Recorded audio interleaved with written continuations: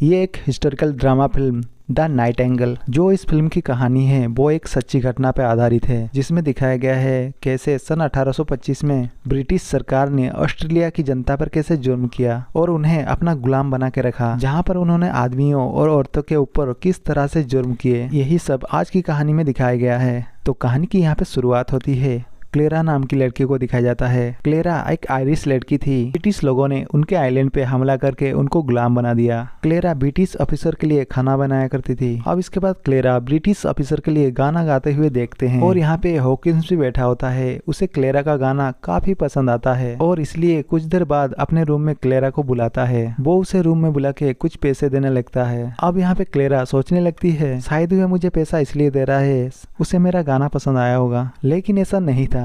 वो क्लेरा को अपने साथ इंटीमेट होने के लिए कहता है। उसकी ये बातें सुन के क्लेरा वहाँ से भागने की कोशिश करती है, लेकिन वो क्लेरा को पकड़ लेता है और जबरदस्ती उसके साथ रेप करता है। और क्लेरा की फैमिली में उसका एक पति जिसका नाम एडम था और उसकी एक बेटी थी। एक रात को वो दोनों जब खाना खा रहे थे, एडम को क्लेरा की गले में एक निशान दिखाई देता है। वो क्लेरा से पूछता है कि ये निशान तुम्हारे गले में कैसे आया, जिस पर क्लेरा उसे झूठ बोलती है कि मुझे चोट लग गई थी, लेकिन उसकी बात पर यकीन नहीं करता और उससे सच बताने के लिए कहता है, जिस पर क्लेरा कहती है कि हॉकिंस ने मेरा रेप करने की कोशिश की है। लेकिन यहाँ पे क्लेरा एडम को सारा सच नहीं बताती। अब हॉकिंस की इस हरकत के बारे में सुन के एडम को काफी गुस्सा आता है, लेकिन क्लेरा उसका गुस्सा शांत करती है। वो कहती कि हम यहाँ पे गुलाम है, हम जरा सा भी आवाज उठाए तो ये लोग हमें मार देंगे। अब उसकी बात सुन के एडम शांत हो जाता है। इसके बाद अगले दिन क्लेरा जब ऑफिसर को खाना सर्व कर रही होती है, यहाँ पे एक ऑफिसर उसके साथ बदतमीजी करने लगता है और दूसरी तरफ एडम को भी सच पता लग गया था कि हॉकिंस ने क्लेरा के साथ क्या किया है और इसीलिए यहाँ पे आके हॉकिंस से लड़ने लगता है। और तभी वहाँ पे चीफ ऑफिसर हॉकिंस को ऑफिस में बुलाता है और उसे कहता है कि तुम्हें कल सुबह इस टाउन को छोड़ के दूसरे टाउन में जाना होगा। हॉकिंस पहले तो उसकी बात मानने से इनकार करता है, लेकिन उसका चीफ कहता है कि अगर तुम नहीं गए तुम्हारी नौकरी से हाथ धो के बैठोगे। इसीलिए हॉकिंस को उसकी बात माननी पड़ती है, लेकिन वो काफी गुस्सा हो गया था और इसीलिए जबरदस्ती क्लेरा के घर में घुस के एडम को मारने लगता है। उसके साथ दो दोस्त भी मौजूद थे जिनका नाम ब्रोस और जोगो था। दोनों यहाँ पे एडम को पकड़ लेते हैं और हॉकिंस फिर से क्लेरा का रेप करने लगता है। यहाँ पे बेचारी क्लेरा काफी चिल्लाती है, लेकिन हॉकिंस को उसके ऊपर तरस नहीं आता। तभी एडम खुद को छुड़ा के हॉकिंस को मारने के लिए आता है, लेकिन तभी वो एडम को शूट कर देता है, जिससे एडम की मौके पे ही मौत हो जाती है। अब इसके बाद हॉकिंस का फ्रेंड रोज क्लेरा के साथ जबरदस्ती करता है। अब इतने में ही क्लेरा का बच्चा उठ जाता है। वो बच्चा अपनी माँ की आवाज़ सुन के जोर जोर से रोने लगता है। उस बच्चे की रोने की आवाज़ से हॉकिंस बहुत ज़्यादा गुस्सा हो जाता है और इसीलिए वो जोगो से उस बच्चे को मारने के लिए कहता है। इसलिए जोगो उस मासूम बच्चे को दीवार पे मारता है और उसकी जान ले लेता है। अब अगले दिन जब क्लेरा को होश आता है, ये सब देख के बहुत रोने लगता है। वो अपने बच्चे को गोद में उठा के वहाँ की पुलिस स्टेशन में पहुँचती है। पुलिस के पास जाने के बाद क्लेरा वो सारी बातें बताती है, लेकिन वो ऑफिसर बताता है कि हॉकिंस तो कल रात से यहाँ से चला गया है, वो ऐसा कैसा कर सकता है। ये कह के ऑफिसर क्लेरा को बाहर निकल देता है। कोई भी इंसान क्लेरा की मदद करने के लिए तैयार नहीं था। अब हॉकिंस भी वहां से चला गया था, लेकिन अब क्लेरा अपने पति और बच्चे की बदला लेना चाहती थी। लेकिन क्लेरा को ये पता नहीं था हॉकिंस कौन से रास्ते पे दूसरे टाउन पे गया है और इसीलिए एक आदमी वो बिली के पास जाती है। बिली एक ऐसा शख्स था कि जंगल के सभी रास्तों के बारे में मालूम था। क्लेरा उससे झूठ बोलती है और कहती है मेरे पति जंगल में कहीं खो गए हैं और उनके साथ कोई भी नहीं है, और बिली को अपने साथ चलने के लिए कहती है। लेकिन बिली उसके बात नहीं मानता, इसलिए क्लेरा अपने गन को उसके ऊपर तान देती है और रास्ता दिखाने के लिए कहती है, लेकिन वो इसके बाद वो खुद ही एक गलत रास्ते पे जाने लगती है। अब क्लेरा की मजबूरी को देखते हुए बिली भी उसके साथ जाने के लिए तैयार हो जाता है। दूसरी तरफ हम बिली के अंकल चार्ली को देखते हैं, जो कि हॉकिंस को रास्ता दिखा रहा था। उसके साथ कुछ और आदमी भी थे जो कि उसके सामान लेके चल रहे थे। रास्ते में जोगो इस बात से परेशान था कि वो उसने एक बच्चे की जान ले ली, लेकिन हॉकिंस उसे कहता है तुम इतना परेशान क्यों हो रहे हो, और हमने जो भी किया वो सही था। दूसरी तरफ क्लेरा और चार्ली साथ में जा रहे होते हैं और रास्ते में देखती है यहाँ पे काफी सारा घर जल रहे थे और ऑस्ट्रेलिया की जो मूल निवासी है उनको मार के किसी ने पेड़ों में लटकाया रखा था। अब रास्ते में चलते चलते बारिश आ जाती है, लेकिन फिर भी ये दोनों अपना सफर तय करते हैं। अब आगे जाने के बाद बिली अचानक से भाग जाता है, क्योंकि यहाँ पे क्लेरा को कुछ ऑफिसर मिलते हैं, उससे यहाँ आगे आने के लिए रिपोर्ट मांगते हैं। अब क्लेरा के पास कुछ भी ऐसा दिखाने के लिए नहीं था, इसलिए यहाँ से भाग जाती है और तभी उससे आगे बिली मिलता है, उसके ऊपर काफी गुस्सा करता है। वहीं दूसरी तरफ हम रोज को देखते हैं कि झाड़ियों में पेशाब कर रहा था। तभी उसे यहाँ पे एक आदिवासी औरत मिलती है। वो उस औरत को पकड़ता है और वो हॉकिंस के पास ले जाता है। वो हॉकिंस से कहता है, हुजूर पहले आप इसके साथ मजे कर ले लेना, इसके बाद मुझे दे देना। इसके बाद वो लोग उस आदिवासी औरत को अपने साथ लेके चले जाते हैं। दूसरी तरफ ये दोनों नदी के पास आते हैं, जो कि नदी का बहाव काफी तेज था। इसके बाद क्लेरा अपने घोड़े को लेके पानी में चली जाती है। अब बिली और घोड़ा पानी से तो बाहर निकल जाते हैं, लेकिन क्लेरा पानी के साथ बहने लगती है। लेकिन बिली एक लकड़ी की मदद से क्लेरा को बचा लेता है। वहीं दूसरी तरफ हॉकिंस उस आदिवासी औरत के साथ मजाक कर रहा था। उसका काम होने के बाद रस भी उसके साथ जबरदस्त करने लगता है। वहीं दूसरी तरफ रात को बिली क्लेरा से कहता है कि इन गोरे लोगों ने मेरे पूरे परिवार को मार दिया। ये लोग मेरे ही देश में आके मेरे ही लोगों को मार रहे हैं। मुझे इनसे सख्त नफरत है और तुम भी एक ब्रिटिश हो, इसलिए मुझे तुमसे भी नफरत है। ये बात सुन के क्लेरा बिली से कहती है, मैं ब्रिटिश नहीं हूँ, मैं एक आयरिश हूँ और इन ब्रिटिशों ने मुझे भी अपना गुलाम बना के रखा है। अब अगले दिन जब हॉकिंस वहां से जा रहा होता है, तब उस आदिवासी औरत को ढूंढते हुए कई आदिवासी यहाँ पे आ जाते हैं और वो तीरों से हॉकिंस के लोगों को मारने लगते हैं।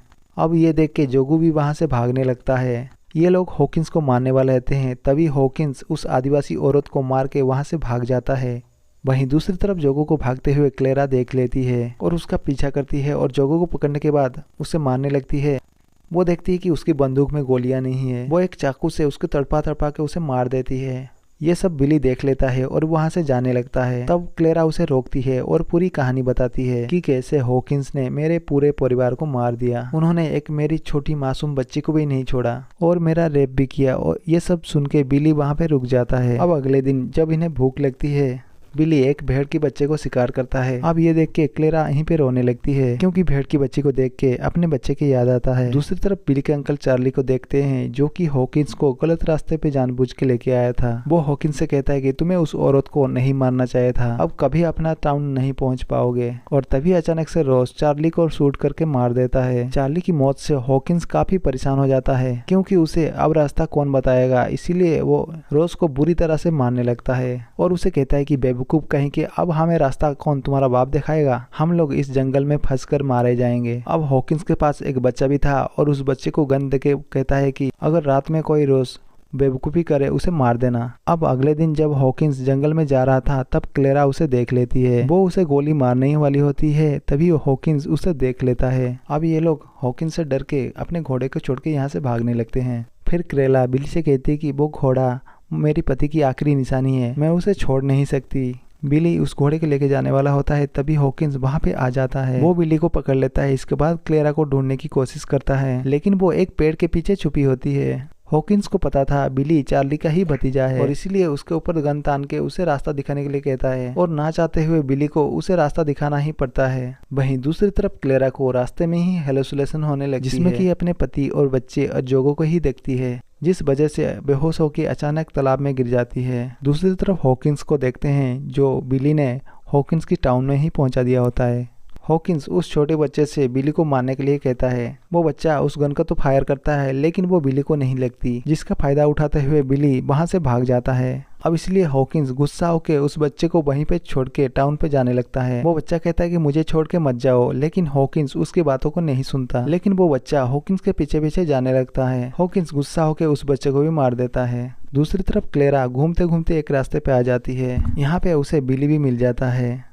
इसके बाद ये लोग एक घर में जाते हैं, जिसके मालिक को किसी ने पहले से ही मार दिया था। इन लोगों को वहाँ पे एक बंदूक मिलती है और वो बंदूक लेके वहाँ से आगे निकल जाते हैं। रास्ते में उन लोगों को कुछ ब्रिटिश मिलते हैं, जो कि काले लोगों को पकड़ के लेके जा रहे होते हैं। ये देख के क्लेरा बिली के ऊपर गन तान देती है, जिससे कि ब्रिटिश लोगों को कुछ भी शक नहीं होता है। और वहां से निकलने के बाद ये लोग एक टाउन में जाते हैं। यहाँ पे क्लेरा को उसका घोड़ा भी मिल जाती है, लेकिन वहाँ पे हॉकिंस भी आ जाता है। हॉकिंस यहाँ पे कहता है कि अगर तुम दोबारा यहाँ पे दिखाई दी तो मैं तुम्हें अपने हाथों से ही मार दूंगा, और ऐसा बोल के वो वहां से चला जाता है। अब क्लेरा को बहुत गुस्सा आ रहा था और इसीलिए उसके पीछे पीछे जाने लगती है। जब वो अंदर जाती है, वो देखती है कि वहाँ पे बहुत सारे ऑफिसर बैठे होते हैं। क्लेरा ने इन सभी को बताने लगती है हॉकिंस ने मेरे साथ जबरदस्ती की और इसने मेरे बच्चे और पति को भी मार डाला। और ये बात सुन के हॉकिंस क्लेरा को जोर से थप्पड़ मारता है और कहता है कि ये सब गलत है। उसे साबित करने के लिए उसके पास कोई भी सबूत नहीं है, और इसीलिए वो वहाँ से चली जाती है। बाहर आने के बाद बिली क्लेरा को वहाँ से लेके चला जाता है। रात में क्लेरा को इस हालत में देख के बिली को काफी ज्यादा बुरा लगता है। उसे क्लेरा पर काफी दया आ रही थी। और इसलिए वो अपने शरीर को आदिवासी का कलर लगाकर हॉकिंस को मारने के लिए निकल जाता है। जब यह बात क्लेरा को पता लगती है वो भी उसके पीछे निकल जाती है। अब इतने में ही क्लेरा उसे रोक पाती, इससे पहले बिली उसे मार देता है। अब ये देख के दूसरा ऑफिसर बिली के ऊपर गोली चला देता है, लेकिन उस गोली से बिली किसी तरह से बच जाता है। अब इसके बाद उस आदमी को भी बिली मार देता है। क्लेरा जल्दी से बिली को लेके वहां से भाग जाती है। बिली उससे कहता है कि तुम मुझे समुद्र के पास लेके चलो, इसलिए क्लेरा बिली को समुद्र के पास लेके आती है। समुद्र के पास बैठ के बिली एक गाना गाता है और सर्गियो माँ बाप से कहता है कि मैं तुम्हारे पास आ रहा हूँ। अब इसके बाद बिली और क्लेरा उगते हुए सूरज को देखते हैं और इसी सीन के साथ ये मूवी का यहीं पे एंड हो जाता है।